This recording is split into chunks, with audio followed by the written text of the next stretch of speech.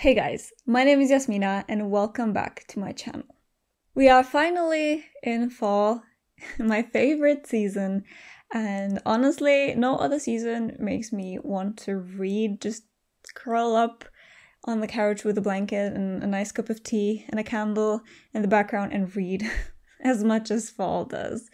So, with that idea in mind, I just wanted to recommend you some fall reads. Cozy fall reads. They're not necessarily spooky reads, although some of them can definitely have that spooky vibe that you might want to pick up around Halloween, but these are generally books that I feel like are perfect to read during October, November, and they are all books I definitely enjoyed. So, without further ado, let's get into the book recommendations. The first book I want to recommend to you guys today is Fairy Tale by Stephen King. So obviously Stephen King, a famous horror writer and usually perfect to read around Halloween time. However, this is not a horror book. I'm not sure how to classify the genre of this book because, in my opinion, this book is two books in one. The first half of this book actually starts off in a very classic Stephen King fashion where you really get into the mind of the main character, and it has that really cozy vibe. It's about this little boy who discovers this rundown house and its very ill owner who is really too sick to take care of the house, and also his dog. So this little boy takes a liking to the dog and the owner and the house, and then starts helping this old man with everything. And he really creates this powerful bond with the dog and with the owner of the house. But then, this book changes. I don't want to give anything away because I think it's really worth experiencing it on your own. However, I think this is a perfect fall read for many different reasons. So this is definitely one I would recommend. It's also quite a chunky one, so you can really kind of get your teeth stuck into it and curl up with it for a good long time.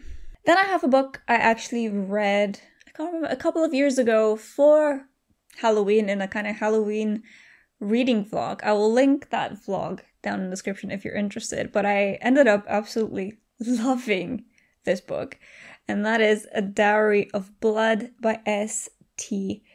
Gibson. So this is actually a novella, so it's a very short book that you can read very quickly, and I would highly recommend doing so. Although, now that I think about it, I remember this book was taken down temporarily because the author actually received an offer of publication. I think this was self-published or published with a very small press, but I think, from what I remember, it was picked up.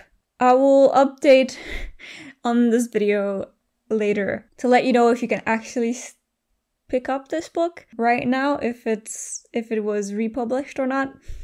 But either way, this was exquisite. This is a vampire love story, a polyamorous vampire love story. It's very short, like I said, and very quick to get through, and the writing is really beautiful. It's told in letters, in letter form, to Dracula from Dracula's many brides. Yes. But a perfect one to pick up around Halloween, especially on Halloween Day, since you can definitely finish reading this in a day. In that same Halloween reading vlog, I also read another book, which I just think is perfect for this season, and I would recommend you give it a go, and that is The Historian by Elizabeth Kostova.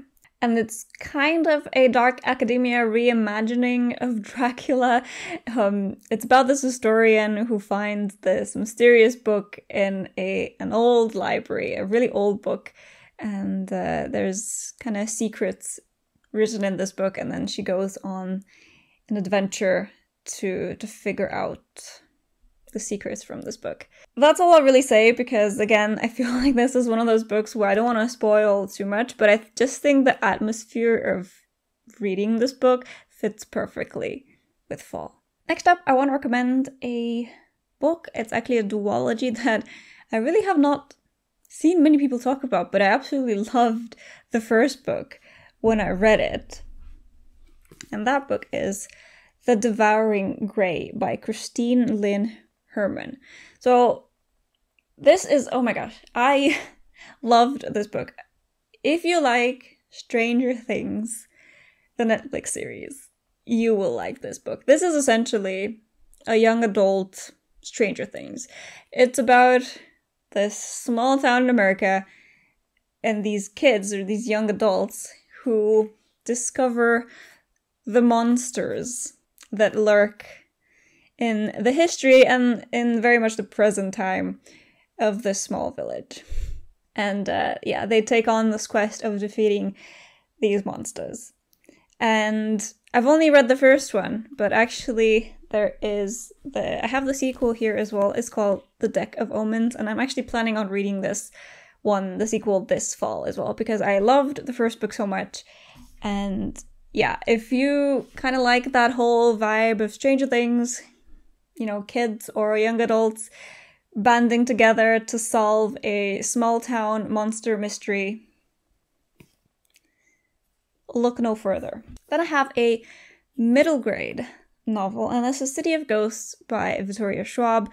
I really enjoyed this. It's definitely middle grade, so it's, you know, an easy read, but I flew through this and I really loved the main character and the little ghost cat companion she has. So this is about a little girl who moves with her parents to Edinburgh, Scotland, because her parents are filming a TV show, and then the girl discovers that she can see and speak to ghosts. And Edinburgh, as it's a very old historic city, has a lot of ghosts and ghostly stories, and it's very much based on true, like, historical and, you know, like real places and real history. But of course it's, you know, a paranormal story. But I thought it was really nice, and again, really quick to get through. And I also have the other two books in the series that I'm probably also going to read this fall, actually. Alright, next up, I have My Best Friend's Exorcism by Grady Hendrix. So first of all, look at how cool this book is. It's supposed to look like an old, battered up VHS tape, because this book is set in the 80s. So Grady Hendrix is actually quite a well-known horror writer. I still need to read the rest of his books, because literally every single one of his books sounds incredible, and they all just are so different, in my opinion, than anything else on the market in this genre, at least, and I absolutely loved this. This is a paranormal story about two girls who are best friends from when they are very, very young, and it kind of follows their friendship and their journey from when they're kids to when they're adults, but it mostly focuses around the time when they're teenagers, and the period is set in the 80s, and actually every chapter of this book is the title of an 80s song. So for example, this chapter is called Total Eclipse of the Heart. It's the end of the world as we know it. So song titles or lyrics, I guess, from 80s songs. But yeah, I mean, it's just really, really good. And the friendship dynamic that these two girls have was so believable and well written, and I absolutely loved it. So I definitely would recommend this. Then I have another sort of dark academia book. I feel like dark academia is very, very appropriate for this time of year, but I don't want to recommend the obvious one, which is The Secret History, which I think everyone at this point knows about, and it's also one of my favorite books, but I don't want to keep talking about it when there are so many other books I could talk about instead.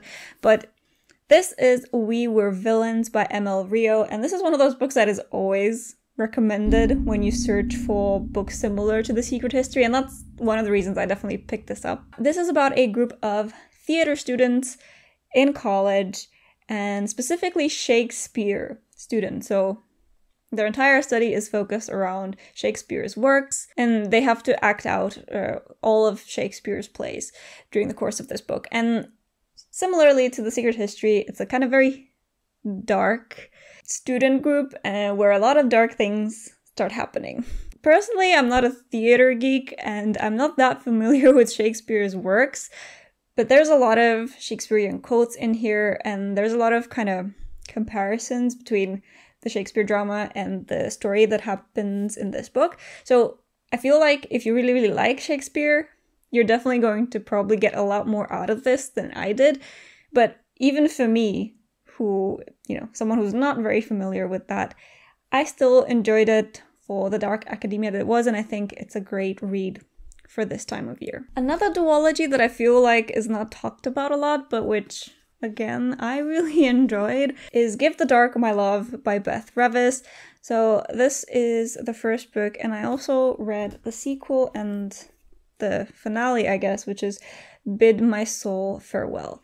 But the first book was so dark. This is a YA necromancy story about this girl who is trying to essentially save the world she lives in from the plague through alchemy in the beginning, but then it very quickly turns into necromancy. And it's not a spoiler because it's in the back of the book. This was very dark, like a lot darker than I would have expected going into this story. So if you like that sort of vibe, I think this is really good. And again, perfect for that vibe. And I don't know about you, but I appreciate a quick series to read. So a duology is like right up my alley, and I think this is a good one. Okay, and finishing up with a couple of sort of more classic recommendations, I would say. So mystery books, I think, are perfect for this time of year, and there's a lot of them I could recommend. I had a few in mind for this, but I just chose to go with the classic, and that is Agatha Christie, and in this case it is Murder on the Orient Express. The reason I chose to go with this is because, again, these are so quick to read. I read this in a day or two, I'm pretty sure, and you just fly through it. They are so well written, and you just want to find out, who done it. And I'm pretty sure you all know the story of the Murder on the Orient Express, but there's a cast of characters who are on board the Orient Express, and there is a storm, and they are stopped. The train stops, and then people start dying. And it's up to our main character, Hercule Poirot, to figure out who done it. Doesn't get more classic mystery than that. And then finally, I feel like I haven't talked about this book in a long time, but it's genuinely one of my favorite books, so I just felt like bringing it up again. So I'm sorry if you've already read this, or of course are very familiar with it, but that is The Night Circus by Erin Morgenstern. This is a fantasy novel that is unlike any other fantasy novel I've ever read. And I genuinely think this is perfect for this time of year. It's such a cozy fantasy with such beautiful, enchanting writing that I haven't found something that tops this in terms of this kind of vibe. This is about a magical circus that shows up unexpectedly and then just as swiftly and mysteriously disappears in the middle of the night. And of course about some characters that are trying to figure out the mystery of this night circus. And it has pretty much everything you can ever really want from a story all in one, and it's just so beautifully written. And if you haven't read this, then I would say take this as an opportunity because it's a perfect read during this fall season. Okay, so those were all the books I wanted to recommend in today's video. I didn't want this video to be too long because honestly I actually have more books on the list that I came up with. I just didn't want this video to be too long, and I think these are enough books that anyone watching this should have at least one or two that they haven't heard of before that maybe they might decide to pick up and read during this fall season. So do let me know what are some of your favorite books to read during fall, or if you've picked up some new books that you're excited to get to this fall. Also let me know that so that maybe I can find some new reads that are perfect for this time of year. And yeah, that was it for me today, guys.